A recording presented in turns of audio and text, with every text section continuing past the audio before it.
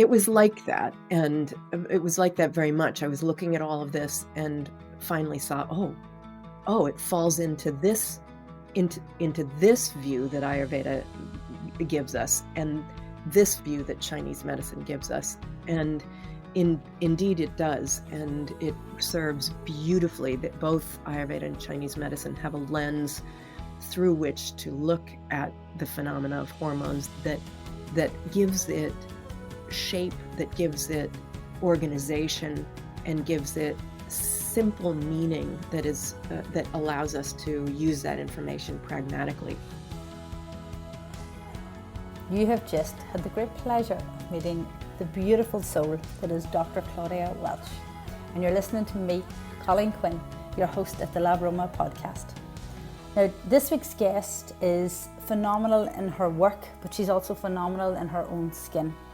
Dr. Claudia is many things. One is a doctor, the other is an author, but she also is an incredibly insightful soul into lots of things, but especially of interest to me today is her insights into Eastern medicine and how we can apply it to our health, especially us as women. She is a doctor of Oriental medicine, an Ayurvedic practitioner and an international speaker. Dr. Claudia explores how ideas in Eastern medicine apply to women's health and in today's reality in general, how we can apply all of those in the environments we live in today. She is a lifelong student of life and medicine. She's practiced Ayurveda for years, has worked in Eastern medicine education, and is licensed as a doctor of Oriental medicine. She lectures internationally on Oriental medicine and Ayurveda. She works on exploring how Eastern medicine applies to women's health and how again we can take all of those ancient learnings and apply them for the betterment of our health and our lifestyle today. She has served on the teaching faculty of the Āyurvedic Institute for the Southwest Acupuncture College and Acupractice Seminars. She is a wealth of knowledge, a beautiful insight, and one of her greatest gifts is how she delivers her insights to us today inside this podcast. Claudia, thank you so much for doing the podcast with us today. I'm delighted to have you on the LabAroma podcast. It's really nice to be here, Colleen. Thanks for inviting me. My pleasure. So I am so excited and I have so many questions for you, but where I want to start with, if you don't mind, is at the beginning of how you came into this work. What was it that drew you towards being a doctor and now specifically working with hormones, acupuncture and Ayurvedic medicine? Well, it's a really good question, Colleen, and I saw some of the questions that you were interested in asking today, and each one of them we could speak for at least a weekend on. And this is so we may not get through all of the questions. There's so many interesting things that go with this question. Um, so many things that make me come alive when I think about and I find interesting to look back on and to revisit. But I may not get to all of those in my answer, but a couple of things that I think are useful. I mean, how I came to this, how I really came to this, and how I thought I came to this, I think are two different things. Um, in a nutshell, when I was 8 years old, I received a letter from my guru from India. And in this letter, he said something like, keep good company makes a man great. And I feel looking back on my life that a lot of the underlying reasons for why I've found myself in certain situations with certain groups of people has been because of this draw of good company. And studying Ayurveda brought me to India, brought me to the feet and the discourse with many really interesting people who were good company, and working with students, working with patients, working with colleagues over the years, there's been an enormous amount of good company. And so I think in a way there's that underlying unspoken reason for why I ended up doing what I was doing. In terms of the kind of more obvious answer, um, I was very interested in India.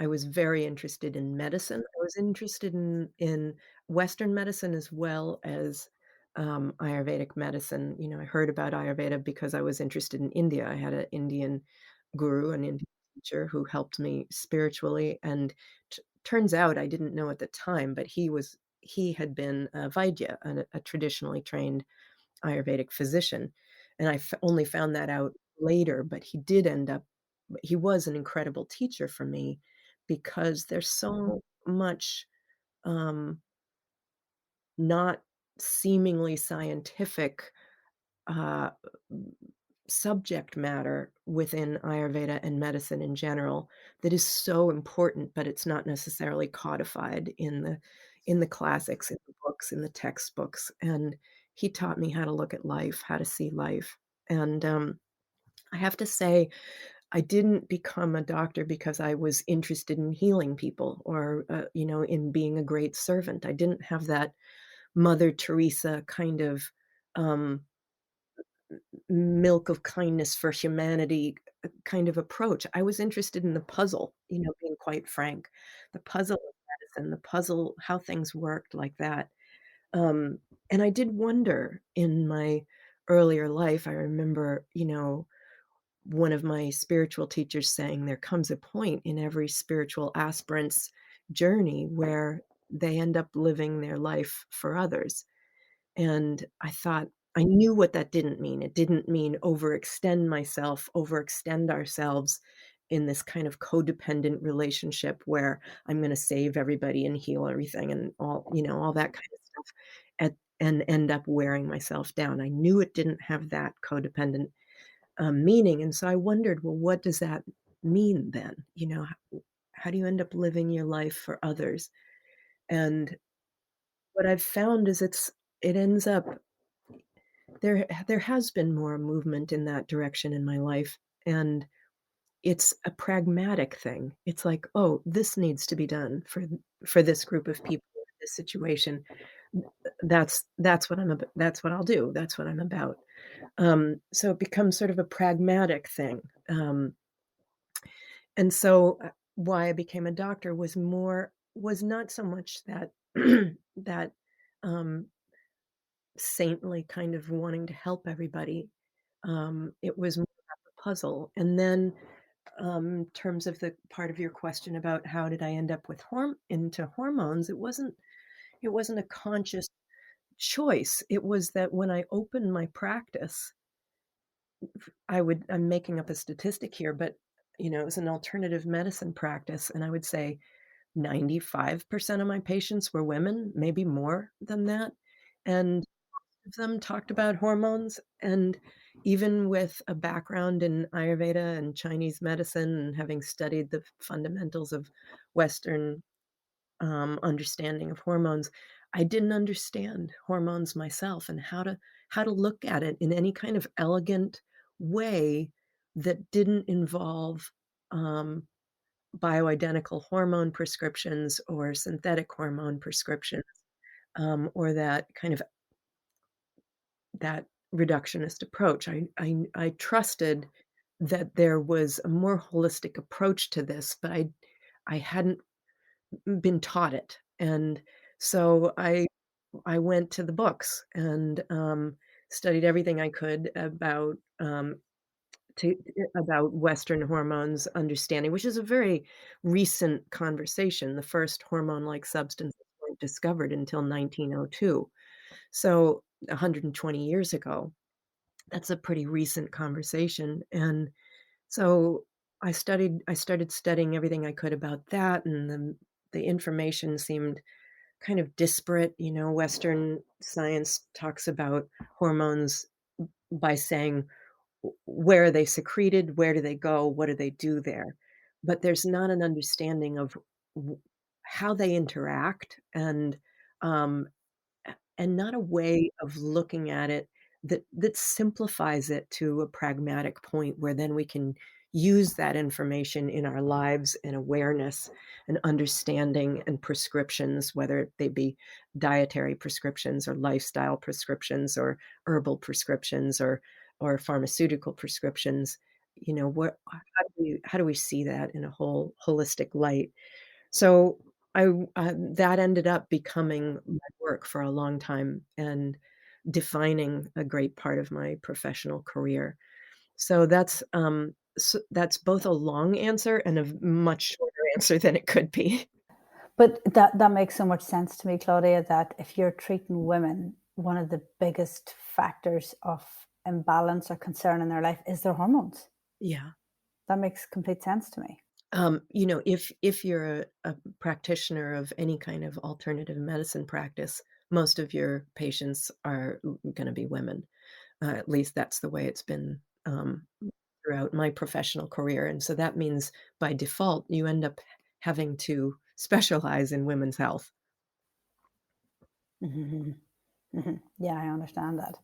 And how then does Eastern medicine is different from what we're used to in the West, and how does it apply, or even how does it view women's health and hormonal imbalances, versus what we're used to in the West? Yeah. Well, it's interesting and this is also, again, a question that we could spend a weekend on.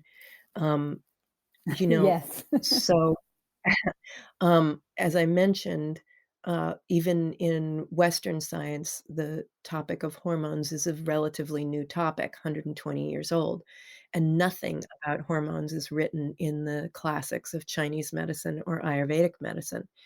And in fact, in Ayurvedic medicine, the great emphasis on women's health is on women giving birth to healthy babies.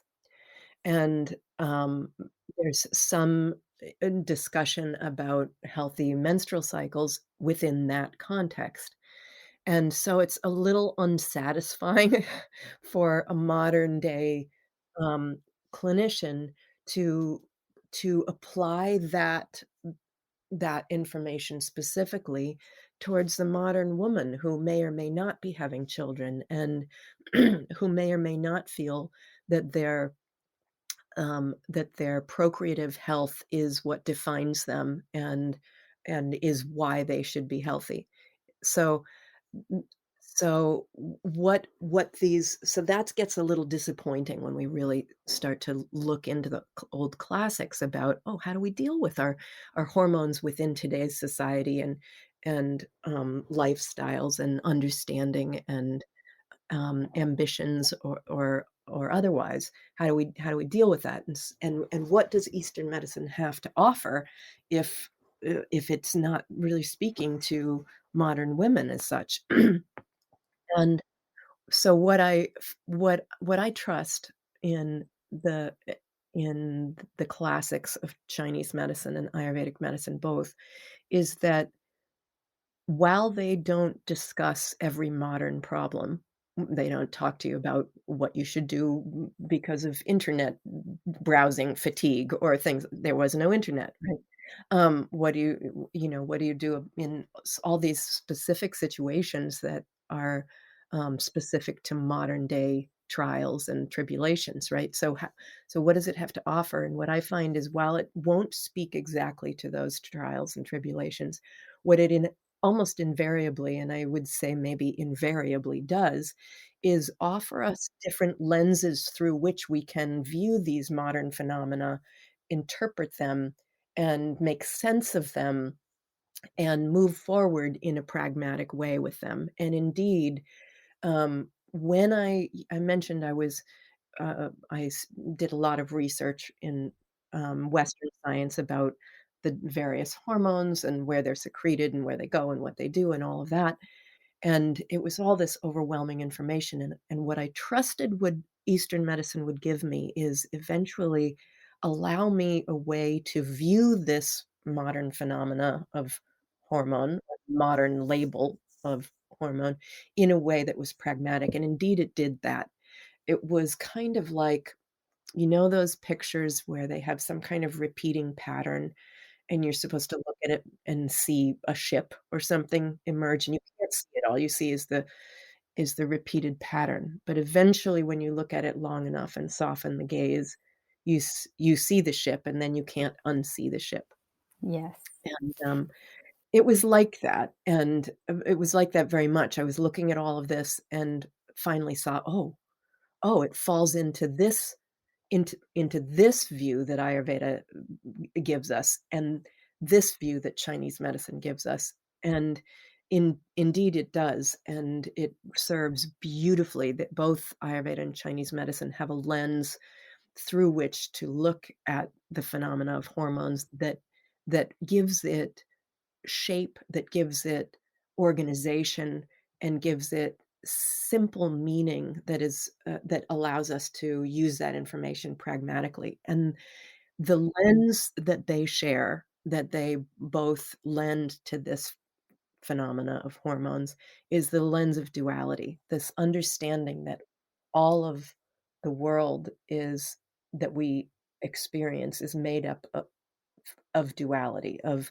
on one hand, solid, and on one hand, amorphous and everything in between. On one hand, hot, on the other cold, and everything in between. And on one side, heavy, and one side light, and everything in between. Everything is in that exists is some gradation between these polar opposites. And fundamentally, these polar opposites, probably many listeners have heard of yin and yang. They're categorized as yin and yang. And as it would happen, Ayurveda has exactly the same set of organizational ideas that are present within yin and yang. And so yin uh, translates in Ayurveda as santarpana or brahmana, building, nourishing, calming, grounding influence on this one hand of this language of duality. And on the other hand, we've got yang, which translates in Ayurveda as apatarpana or langana, meaning lightening, quickening, motivating, activating, ambitious. So, heating, agitating, all of those kind of things. So that's the polar opposite. On one hand, cooling, grounding, nourishing, building. On the other hand, stimulating, motivating, activating, lightening.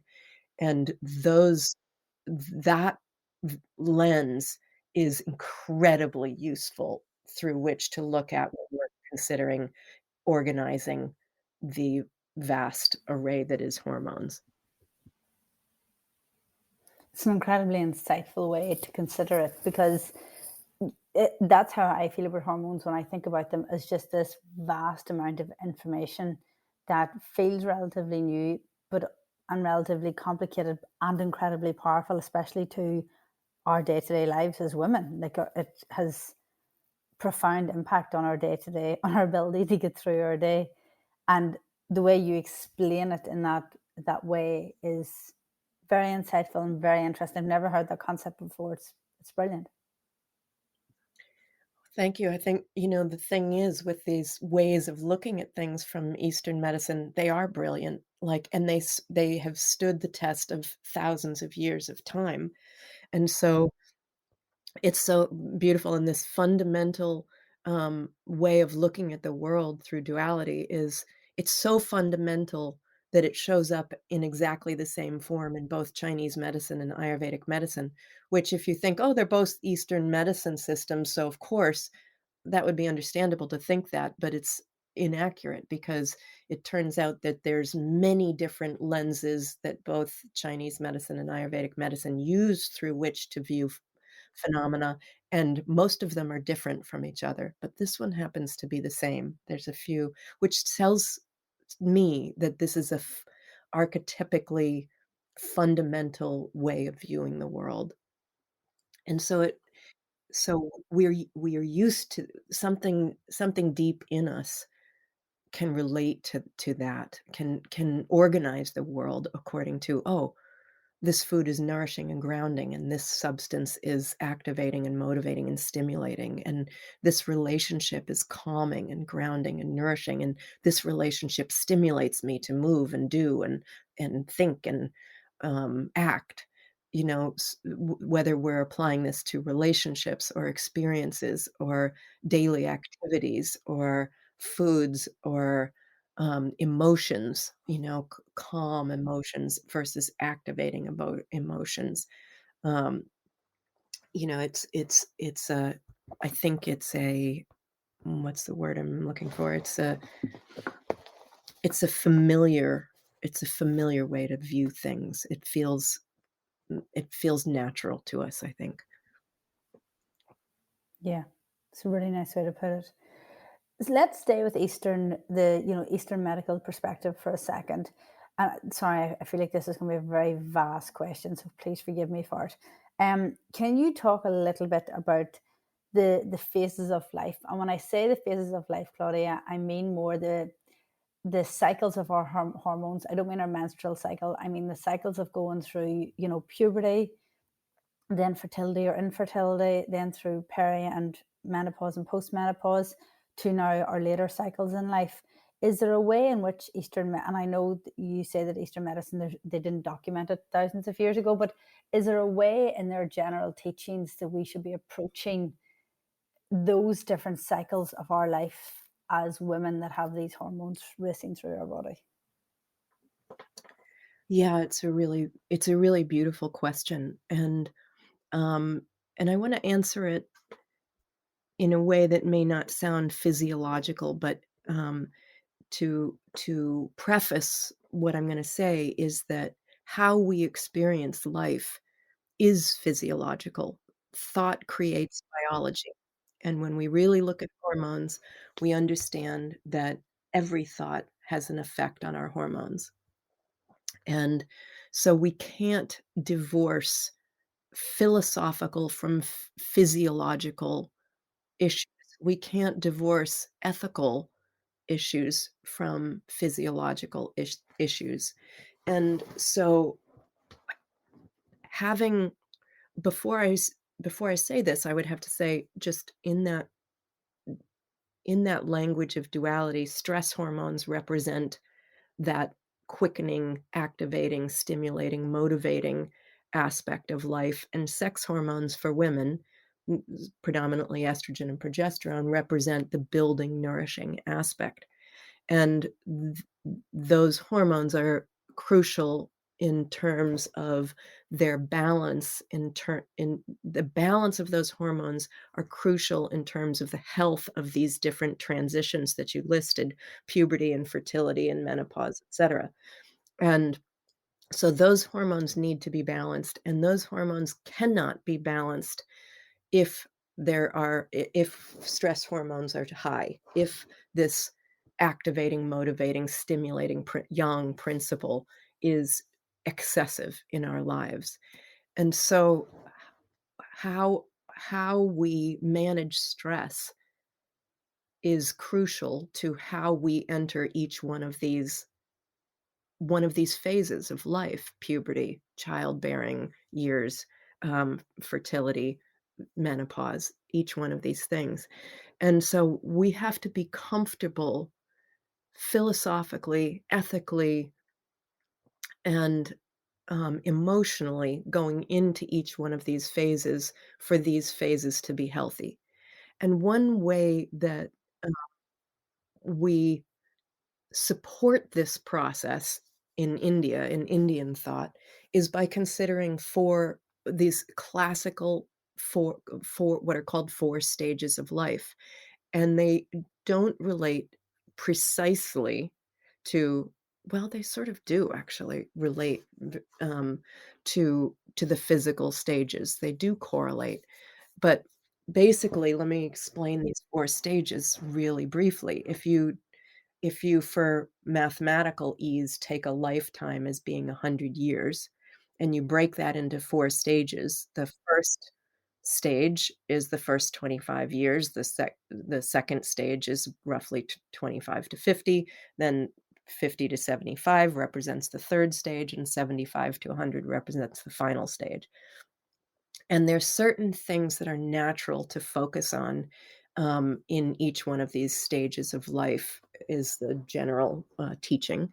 The first stage is the stage of a student and the stage where we learn how to move through life ethically, and we focus on our studies, and we learn about applied morality, and we learn how to keep ourselves healthy and keep our planet healthy, and, um, and learn our values. That's in the first stage of life, which will encompass puberty, of course, when you're trying to figure out, you have these hormonal surges and you're trying to figure out how to balance your head and your heart, how to balance your core nuclear family demands with the newly emerging demands of the world and all of those kind of changes. And so you have to be able to navigate those philosophically and ethically and emotionally comfortably in order to have that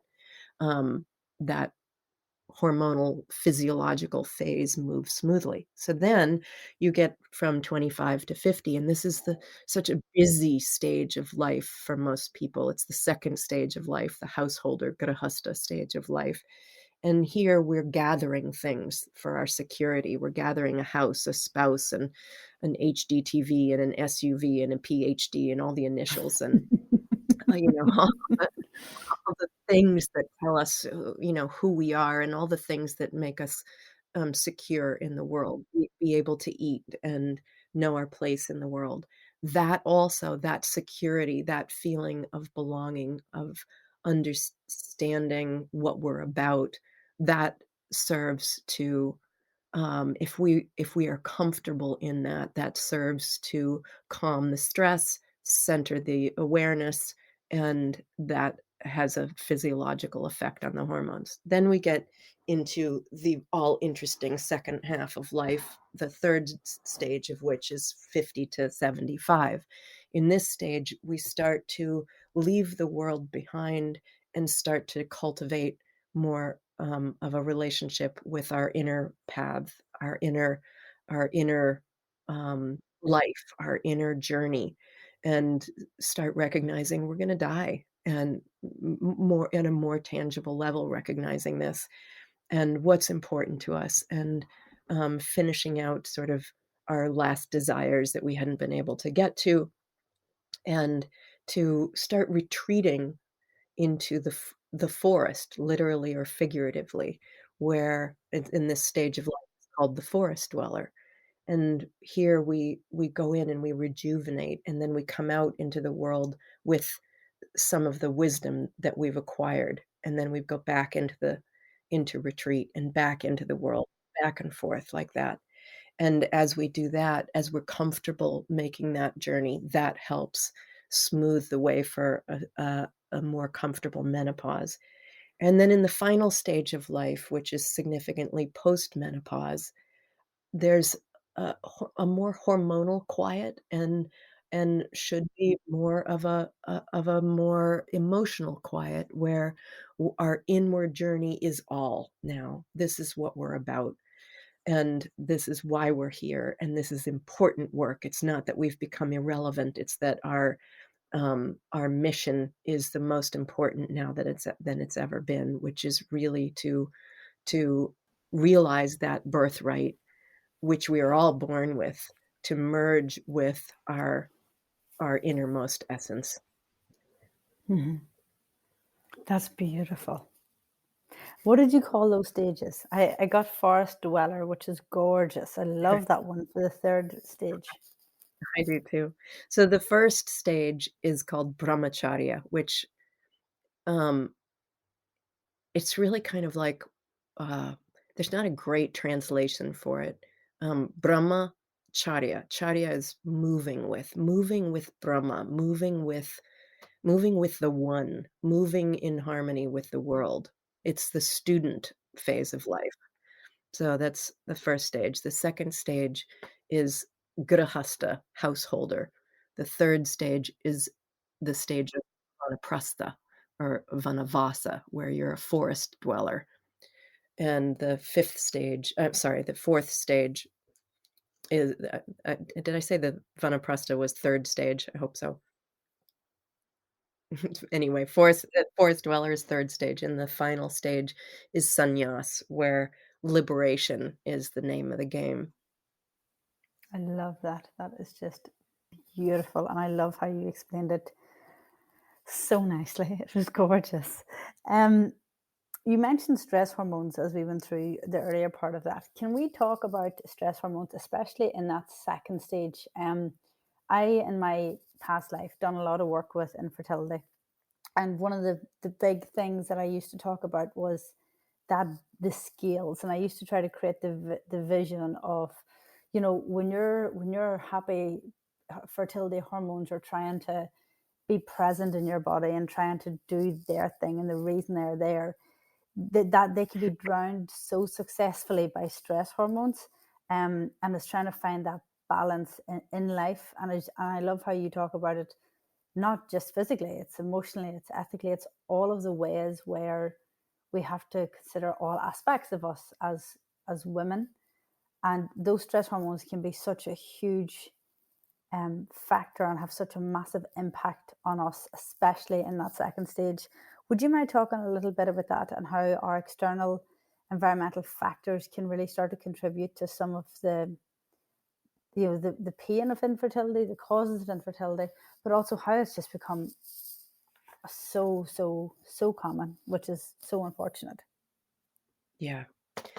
Yeah, it's really huge. And, and this in a way will apply even to women who are not having children, but they want to be fertile in the world in terms of bringing forth something of themselves in their profession, in their relationships, in leaving a mark. That's what a child is, and that's what a literal child or a metaphorical child, whether it's um, doing a project or having a child, we need to have enough juice to facilitate the creation of that project or that child or um, that being of whether it's a physical being or a business being or whatever it is, we need to have enough juice to do that, and we need to have enough energy to sustain that, and we need to have enough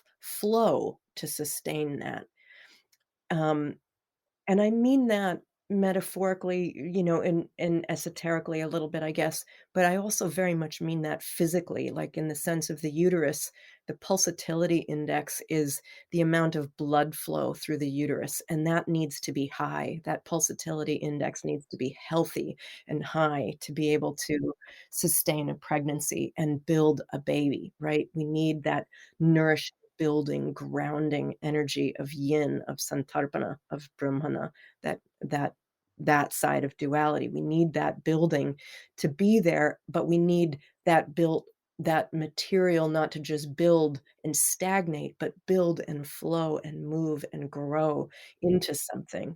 So we need to have enough material, enough building blocks, enough nourishment, and enough flow so we don't have constriction. We need flow instead, right? So when we have high stress and if we look at that in the language of duality, that means when we have excess stimulating, motivating, active, mobile energy on the go all the time, when that's the predominant energy we have, yes, we'll have more stress, but we will also be using the nourishing, grounding material that we have in service of that insatiable appetite for more, for going, for doing, for action. So, if there's not enough building material left over for a baby, there's not enough material left over for a baby. And then that affects fertility. If we are constricted and, we're not breathing and feeling right in our life and open and energy moving, that constriction can literally constrict and impede the amount of blood flow to the uterus, affecting the pulsatility index, affecting the fertility. So those are just two of many ways that stress, that and rather than saying stress, let's say this excess stimulating, motivating energy, including stress. Those are just two obvious ways that excess indulgence in that side of the polarity here sabotages fertility. Yeah, yeah.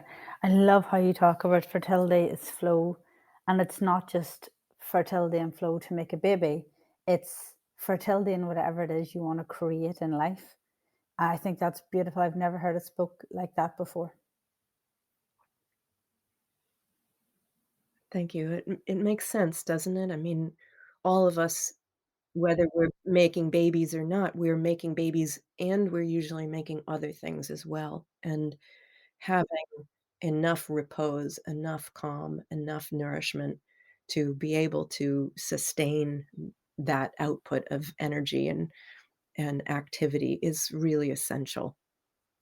Yeah, beautiful. I have one last question for you, Miss Claudia. Um, it's around the concept, it's not a concept, it's a very successful therapy of using acupuncture during infertility treatments or the period of conception, pregnancy, as well as childbirth. How does it work? I'm sorry, I know that's kind of more scientific question, but from an Ayurvedic energetic point of view, how does that work for both the mama and the baby? Mm. Well, there's all kinds of ways we can support conception and pregnancy and birth with acupuncture. Um, and very many. I mean, literally, it could be a course for months and months and months on the different problems that come up and the and the different approaches with acupuncture and herbs, and not to mention different Ayurvedic interventions that can happen. But R I would say that some of the fundamental ones are to support that nourishment that we just talked about and to support the flow we just talked about. So, for example, if somebody is having difficulty conceiving, then there are points. I'll tell you the story that a friend of mine just told me. She's a f she's been practicing as an acupuncturist for 18 years, and I was just visiting her, and she said, and she had been a student of mine at College of Acupuncture, Southwest College of Acupuncture in New Mexico many, many years ago, 20 years ago. Um, and she had remembered a protocol that I had talked about, where when someone was going for IVF, which is, artificially supported, conception, right? You go in and you get these IVF treatments, and there's protocols where you use acupuncture just before the woman goes to have the implant and the egg implanted, and then she comes right to your office right after the implant, and you do another acupuncture protocol for her. And my friend was reminding me about this protocol and telling me that she had just treated a patient very recently who was close to 50 years old, had totally gray hair, was really trying to get pregnant, had gone through 2 or 3, I forget, different rounds of IVF unsuccessfully, and it was one of those cases where this person did not feel like their life would be complete without bearing their own child. And so my friend followed this protocol and had her come to the office, did the treatment. The woman went to get implanted, came back, had the follow-up protocol with my friend, had semi-regular acupuncture treatments to support this whole process. Let me just say that because there's many ways it's supported. To support this whole process, and had healthy baby, and baby is doing well and is 2 years old or something like that now. So, that's sort of an extreme example, but there's, at every place, acupuncture is particularly good at supporting the flow, and both acupuncture and Ayurveda are good at making sure that the quality of nourishment is appropriate. You're starting with good quality food, that you're digesting it well so that the ultimately the digested food is digested well enough to become biologically useful, refined elements to build a baby or build energy to do whatever it is that we're doing in the world. So, um, it's not just about eating enough, it's about eating the right things, digesting them well enough that they are become biologically refined, usable substances in the body. And then so it supports the digestive process so that that happens, supports the counseling process to see what diet is good for what person, 'cause it's not a one size fits all. And then to support the opening of the channels to receive the baby, to keep the flow of nourishment, fresh, and to keep waste being taken away and nourishment being, delivered so that the system, the tissues, the organs, the baby, they're all well nourished and waste is taken away appropriately. You explain it so well. I had a brilliant acupuncturist when I was in my early 20s, and he used to talk about how the theory and the practice was there to lay a garden. It was there to lay a garden, nourish a garden, and then that garden would be able to grow seeds. And those seeds would become flowers, or they would become whatever it was we wanted them to become. And I always thought that was a beautiful way to put it as well, but you've explained it so beautifully. And it's so I love the way say that about if you make the right terrain, then flowers will grow and so forth, but if you poison the terrain, then nothing can grow, you know? So, it's very important to create that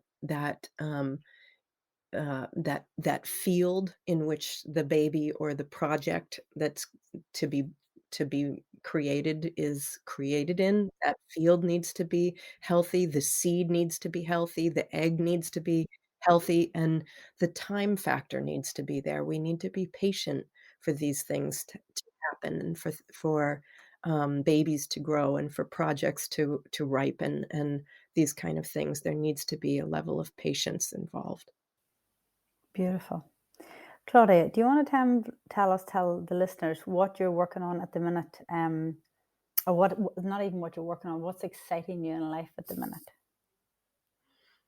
Well, it just so happens that 2 days ago, um, a group a handful of other people and myself launched a project that we've been working on for 2 years, and, I'm I'm pretty blown away by this project. It's really beautiful. It's, basically orienting people to the Vedic knowledge worldview and helping us hone in on one aspect or another that interests us and, um, facilitating education around that. And that project is called satsangam.net. Okay, Sat, we're going to have the link S-A-T, to this. yeah. Um, Satsangam, satsangam.net. And, so that's been interesting, and in terms of what we've been talking about in this class, I feel I really must say that I wish that every woman in the world had the information that's on my website, drclaudiawelch.com, under the Women's Health and Hormones Part 1, Hormonal Balance and Stagnation online course. That I wish that everybody had. It's, you know, it's, if we understand our bodies and our beings, then we can do most of the heavy lifting around supporting our hormones back to health or maintaining their health. That's more important, or certainly as important, but probably more important than getting the perfect healthcare practitioner, because the perfect healthcare practitioner is really helpful at refining things, but they don't have the time to educate each person on what goes wrong and how it goes wrong and how to bring it back if they even have that information. So, um, that's the thing I wish everybody could avail themselves of for sure. Yeah, I think that knowledge is power. I've felt this for decades now, that once you have knowledge about whatever topic it is that's going to enhance your life, then the power becomes this magic ball in your hands that you can do with whatever you need to do for whatever purpose. yourself. And yes, there's professionals out there that can absolutely help you, and a lot of the time are required to help you, as you say, refine that. But you still need to have that knowledge, especially when it's about your health. Really well said, Colleen. It's really true. And yes, it's hard. Mm. And it's also empowering because, Mm-hmm. in part, I mean, I think we're all so overwhelmed and so tired with doing things for others and with even doing things for ourselves. We just want to rest. And as it turns out, if we really learn what we need, most of us need that rest. And so it's empowering, and even that idea of, "Oh my god, it's empowering," it's just exhausting to even think about something being empowering because we just wanna take a nap, and really, I think the reason that this information is empowering is it says, "Yeah, please take a nap. Please Yeah. take a nap." This is why that's important. And So for it so many empowers people, they us just need to take permission. a nap. Exactly, exactly. I mean, we have this bizarre relationship with rest where, we understand that hunger is a natural urge, that we must fill that with nutritious food. We understand that thirst is a natural urge, and we must fulfill that and quench that with quality drinks and beverages and so forth. But when we get tired, we think, "What's wrong?" And, we don't understand this is a natural urge, it's asking us to rest, and there's nothing wrong with that, and we may have ignored that call for so long that we may need to rest for quite some time, and that may be a little bit scary of an idea to us. But it's all fundamentally, I think most of us are that's what we deeply want to do. We just think that if we do that, our lives will fall apart. Yeah. But what I've found is that they don't. Yeah. They never do with rest. Rest can only make them better. Claudia, this was absolutely beautiful. It was an honor to meet you, and to have this podcast with you has been so insightful, and you deliver the contents of your mind in such a beautiful manner. Thank you so much for doing that for us today. Colleen, thank you for your sensitivity and your lovely presence, and thanks everybody for listening and spending your precious time here with this. And I wish everybody, Colleen, you and all the listeners, and all your families and everybody, some sanity and some rest in these very uncertain times. What a beautiful, beautiful interview. It's so uplifting to have a conversation about hormones in a way that is less scientific and more about our Eastern medicine pathways and the other philosophical and emotional ways we can look at our hormones and how they affect our body and our mind. If you enjoyed this week's episode, which I'm sure you did, you can learn more about Dr. Claudia at the link and the notes in the episode notes, so go and grab those if you want to explore more. I highly recommend her books, they're incredible. You also might want to check out all of her information, her websites and her courses. And you can rate and review this episode of the LabAroma podcast over on Spotify, iTunes or Google Podcast. And you can subscribe to the podcast there also, so you never miss an episode again. Until next time, keep learning and take care.